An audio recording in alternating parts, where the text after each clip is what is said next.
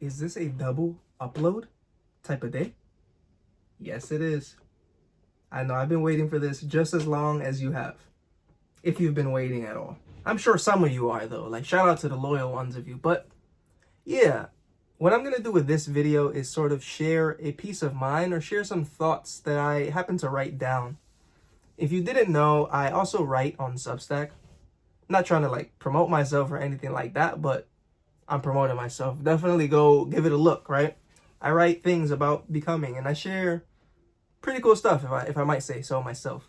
So I'm going to share that piece and sort of talk about it a little bit. But let's name it first, right? It's called The Mountain and the Moment, a commentary on perception. Bad things happen to you, but good things happen around you. The bad seems to overshadow the good. We tend to pay attention to things only when they go wrong. We allow for doubt and uncertainty to settle, then overstay our turn at the table of sadness, grief, and anger, almost as if climbing a never-ending mountain. I believe that this paradigm doesn't allow for us to see the good for what it really is, because we rarely, if ever, give ourselves the opportunity to spot it. And even if we are able to notice it, we often don't give it the same attention or reverence that it truly deserves. If the bad were a mountain, then to most, the good is but a moment that often slips past. And the reason for that is because good doesn't demand anything from us. It's a lot easier to focus on pain because it's continuous and takes from you. It requires attention as well as intention to resolve. It is something that must be addressed. The bump in the road which made you stumble and lose your footing will be noticed because you can't continue to walk until you stand up. But what of the beauty? What of the marvelous sights? What of the vibrance, the trees, the flowers, the symphony of the birds, the harmonious rhythm of life, and the smell of a deep summer's breeze? Are they not worthy of your attention? Have you thought not that perhaps you stand in the face of a mountain, unperceived?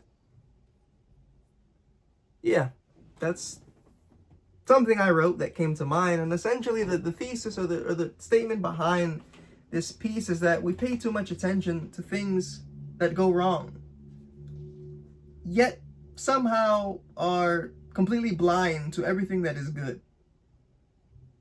Everything that is good, because to us, in our minds, the bad seems to outweigh the good, and the scale just doesn't add up.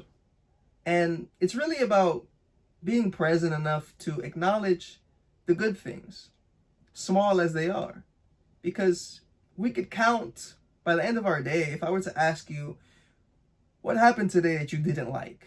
We'll be able to name everything, right? I can tell you, I was on the train and the train was packed and people were squished up against me and someone stepped on my foot. And on my way to school, my ID card wouldn't scan properly. So I hopped the turnstile at my own school because the ID literally wasn't scanning and I was running 10 minutes late. And then the security guard came up to me and he was pressing me, telling me, oh, to not hop the fence or whatever, like, because I was late, right? So I can extensively go into detail and tell you every little thing that inconvenienced me or sort of got in my way during the day.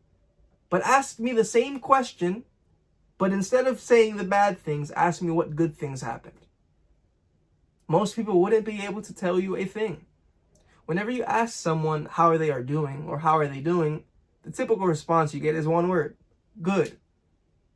I've noticed that when you probe people and when you ask them what exactly they mean by good, they don't really have an answer. I ask them, why was it good? I don't know.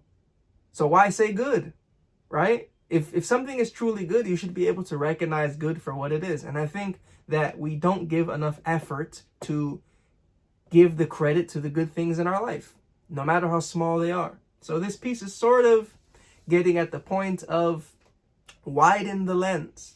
Because if you focus on a tree, you'll miss the forest. And if you focus on a tree of negativity, you'll miss the forest of goodness.